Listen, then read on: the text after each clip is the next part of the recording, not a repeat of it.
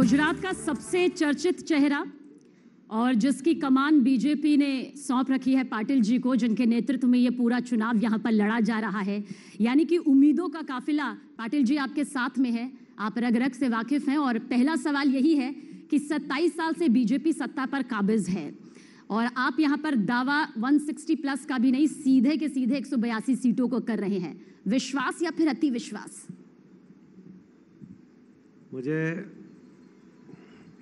Gujarat BJP का प्रदेश अध्यक्ष बनने में 2.5 साल हुआ है। मैं जब आया था, जब 8 बाई इलेक्शन थे, तब भी मैंने कहा था कि हम 8 में से 8 जीत जाएंगे। जीत गए। उसके बाद कॉरपोरेशन के इलेक्शन हुए, 6 में से 6 हम जीते जो हमारे पास थी, मगर 388 सीट थी हमारे पास, 96 नए कॉरपोरेटर हमारे बढ़ गए। स्थानिक स्वराज्य का इलेक्शन हुआ, 31 जिला पंचायत का इलेक्शन था, 5 हमारे पास थी, 26 कांग्रेस के पास थी।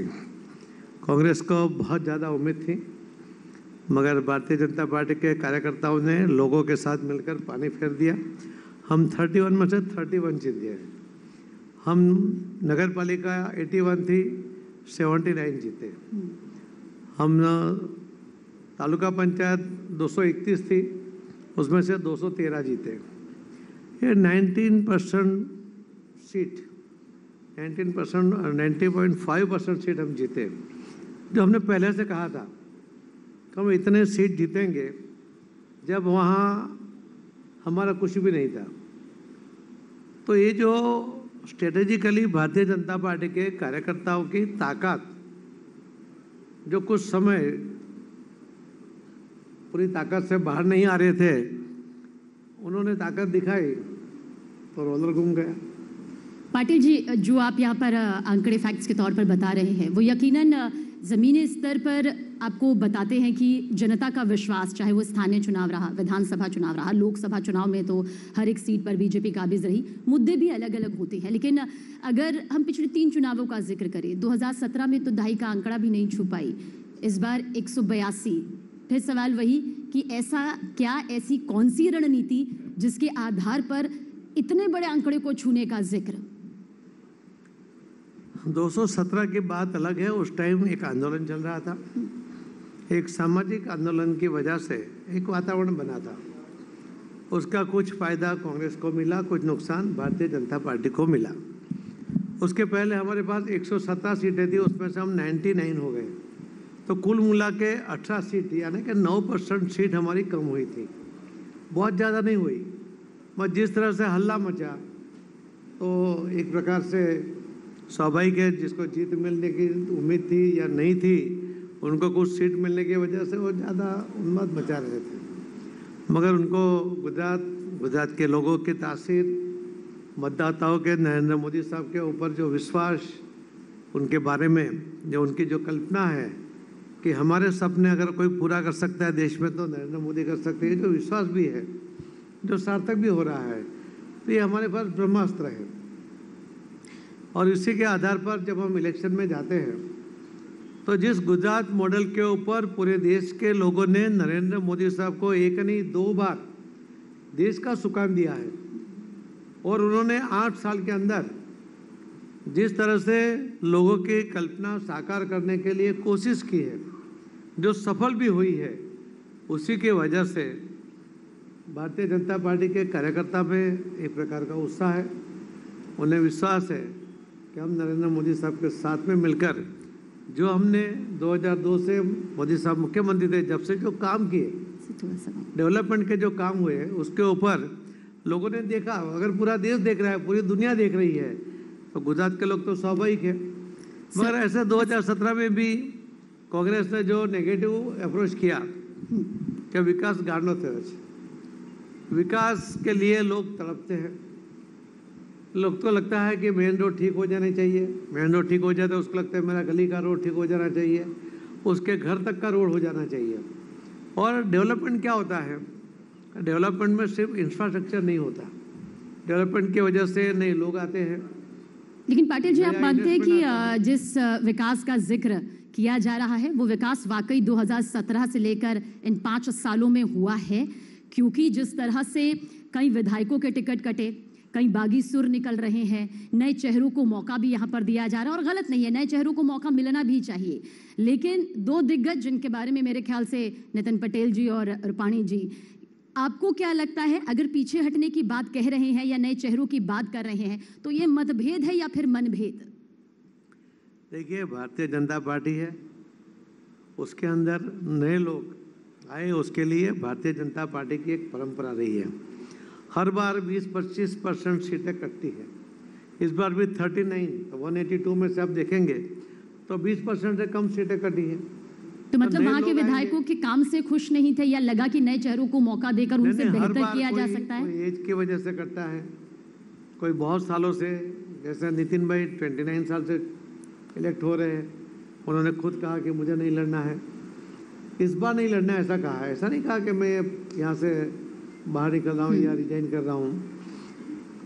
विजय भाई यहाँ मुख्यमंत्री रहे, उन्होंने संगठन से लेकर जो बात की, काम किया, उन्हें संगठन का अध्यक्ष भी बनाया गया, उसके बाद राज्यसभा में गए, मुख्यमंत्री भी बनाया गया, तो उनको एक तृप्ति की भावना भी होती है। स्वाभाविक उन्होंने भी कहा कि नए लोगों को लाना चाहिए और नए लोगों को जिताने के लिए वो कोशिश कर रहे हैं। जैसे राजकोट में 4 लोगों को टिकट दिया है, चारों 4 के फॉर्म भरने के लिए खुद विजय भाई साथ में खड़े थे। नितिन मैंने कहा कि मैं महसाणा छोड़ के जाने वाला नहीं हूँ, यानी महसाणा जिला की सीट, उसके ऊपर भी मेरा पूरा ध्यान रहेगा, तो वो भी वो काम कर रहे हैं। हर व्यक्ति, हर कार्यकर्ता, उनकी मानसिकता ही भारतीय जनता पार्टी में होती है कि टिकट मिले या ना मिले।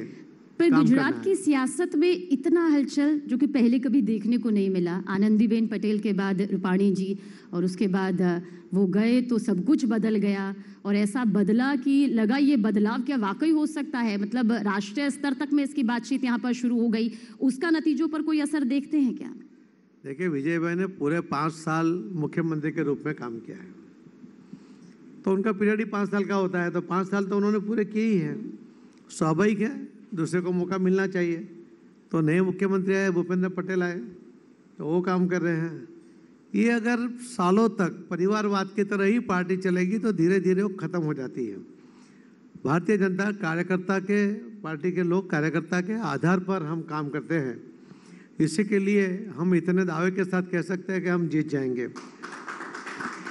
लेकिन इस दावे के साथ साथ क्या दूसरी पार्टी की मौजूदगी को दरकिनार किया जा रहा है? क्योंकि आपको भी मैं कई इंटरव्यूज में सुन रही थी, जो जनता के साथ आपका कनेक्शन रहता है, फिर चाहे वो सोशल मीडिया के थ्रू रहे, और अब तो क्योंकि पूरा नेतृत्व आपके कंधों पर है, आपने कहा कि बीजेपी और कांग्रेस के बीच सीधा मुकाबला है। तो आम आदमी पार्टी को दरकिनार कर रहे हैं या फिर कोई गुप्त रणनीति जो है वो अंदर ही अंदर बन रही है? हम किसी को दरकिनार नहीं करते, मगर गुजरात के लोग अभी तक उसका इतिहास रहा है कि वो थर्ड पार्टी को कभी भी एक्सेप्ट नहीं करते।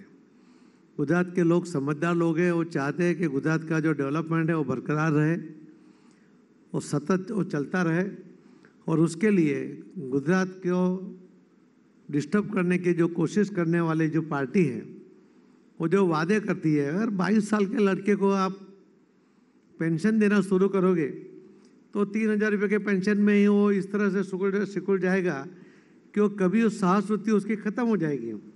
पेंशन तो 60 साल के बाद देना चाहिए, तो 22 साल के बच्चे को पेंशन देना यानी गुजरात में जो युवा धन है उसको नष्ट करना है। ऐसी बात है, गुजरात के लोग कभी सहन नहीं करेंगे।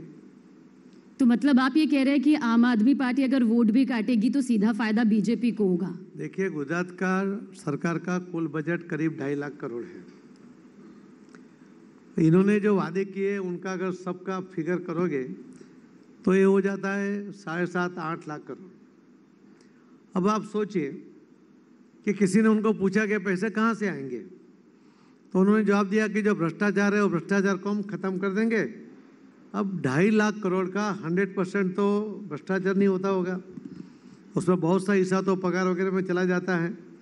हम मान लेते हैं कि चलो कुछ, मान लो कि 2.5 लाख करोड़ में से पगार के 1.5 लाख करोड़ बचता है और भ्रष्टाचार में चला गया, तो भी 8 लाख करोड़ रुपया कहाँ से आएगा? बाकी का 6.5 लाख करोड़ कहाँ से आएगा? ये जो सपने दिखाने की कोशिश है वो जमीन पर जब नहीं उतार सकते, ऐसे वादे कोई भी पार्टी ने नहीं करने चाहिए। अच्छा, बस ये सवाल हर किसी के जहन में है। गुजरात की जनता, क्योंकि आपके स्टार प्रचारकों की लंबी फहरिस्त है, जन जन के बीच में कई योजनाओं के जरिए, शिलान्यास, आधारशिला के जरिए पीएम मोदी खुद भी जा रहे हैं, रोड शोज हम बड़े बड़े देख रहे हैं। लेकिन जब हम आंकड़े देखते हैं पाटिल जी, तो हमसे ज़्यादा बेहतर जाहिर सी बात है, क्योंकि आप गुजरात की सियासत को इतने बेहद करीब से जानते हैं, समझते हैं। विधानसभा सीटों को लेकर वोट शेयर भी कम हुआ है, सीटें भी कम हुई हैं। फिर ऐसा क्यों? क्या जिन चेहरों को जनता के बीच में उतारा जाता रहा है वो उम्मीदों पर खरे नहीं उतरे, जिसका जो खामियाजा है वो पार्टी को भुगतना पड़ रहा है? कुछ ऐसी नीतियां हैं जो जनता के हिसाब से नहीं सामने आ पा रही हैं। देखिए, 5 उंगलियां कभी एक सी नहीं होती। 19-20 हर आदमी में भी हो सकता है। तो उससे अगर अच्छा कैंडिडेट मिलता है तो बदलना चाहिए पार्टी को, तो उसके अंदर ये बदलाव आता है। अगर बदलाव नहीं करेंगे, परिवारवाद ही चलाएंगे, जो आता है उसका बेटा, उसके बेटे का बेटा, तो बदलाव ही नहीं होगा। तो बाकी लोग जो कार्यकर्ता काम करते हैं उनको कोई सैलरी नहीं मिलती, फिर भी वो देश के लिए काम करते हैं, स्टेट के लिए काम करते हैं, एक भावनात्मक काम करते हैं। और धीरे धीरे उनमें निराशा आ जाती है कि हमारा तो कभी नंबर लगने वाला नहीं है। तो इसके लिए जब यहाँ पर बदलाव होता है, बदलाव में उनको चांस मिलता है। उसका कोई गॉडफादर नहीं, उसके मेरिट के ऊपर आप देख लीजिए। अभी भी हमारे पास जो लिस्ट आपको देखा होगा आपने, हमने मेरिट के ऊपर सिलेक्शन किया। तो ये जो मैराथन दौड़ के बाद सिलेक्शन हुआ है, उसका जो एक संतोष का वातावरण है। कुछ लोगों को टिकट नहीं मिलने से नाराज़गी होती है, वो स्वाभाविक है, वो मनुष्य है, तो नाराज़गी होनी भी चाहिए। पर वो समझ जाते हैं पार्टी को नुकसान हो ऐसा नहीं करते। एक बार वो तय भी करते कि हम इंडिपेंडेंट भरेंगे। मैं आज सुबह 2 जगह था, गढ़ड़ा में भी था और बोटाद में था। दोनों जगह पर दोनों कैंडिडेट ने कहा कि नहीं, हम साथ में रहेंगे। साथ में रहे। फॉर्म भरने के समय उन्होंने कुछ फंड की भी मदद करने की ऑफर किया। तो यही भारतीय जनता पार्टी के कार्यकर्ता की विशेषता है। और वो अगर करंट उसका चला जाएगा, वो विरोध भी नहीं करेगा, तो मुझे लगता है कि उसका विरोध का जो करंट है वो होना चाहिए, वही तो उसकी ताकत है। अच्छा पाटिल जी, सुपर सीएम सुनकर कैसा लगता है? मतलब क्या जहन में आता है? इस नाम से आपको बुलाया भी जाता है और कहते हैं कि पर्दे के पीछे कुछ बड़े फैसले होते हैं देश में, जो कि आपके दिशा निर्देश के हिसाब से सामने आते हैं। लेकिन भले ही सीधे तौर पर उन फैसलों पर हामी नहीं भरी जाती, लेकिन कई ऐसे फैसले हैं, बड़े फैसले, जो कि गुजरात के विकास या गुजरात की नीतियों को लेकर ध्यान में रखे जाते हैं। उनके पीछे आपका हाथ होता है, यानी आपका हाथ आपके साथ के साथ। देखिए, मैं एक भारतीय जनता पार्टी का कार्यकर्ता हूँ। मेरे पास प्रदेश के अध्यक्ष की जवाबदारी है। मैं आपको सबके सामने कह रहा हूँ, अगर एक भी अधिकारी ऐसा बता देगा 2.5 साल में मैंने उनको कोई फ़ोन किया हो, कोई काम के लिए सूचन किया हो, कोई सुझाव दिया हो, तो मैं आज से राजकारण पॉलिटिक्स छोड़ने के लिए तैयार हूं। पर इसमें गलत क्या है सर? मतलब मुझे लगता है अगर आप सबसे लोगों के दिलों में इतना करीब है, कुछ लोगों के पास मुद्दे नहीं है, इसके लिए सुपर सीएम की बात करते हैं। अब उन्होंने पंजाब में जिसको मुख्यमंत्री बनाया है, आपको पता है वो कैसा है, उसको चला रहे हैं क्योंकि उनके पास और कोई विकल्प नहीं है। तो वहाँ पीछे बैठकर, पर्दे के पीछे बैठकर दोहरी संचार कर रहे हैं। वहाँ अपने जवाई जो बनने वाला है उसको बिठा दिया है, वो सब काम कर रहा है।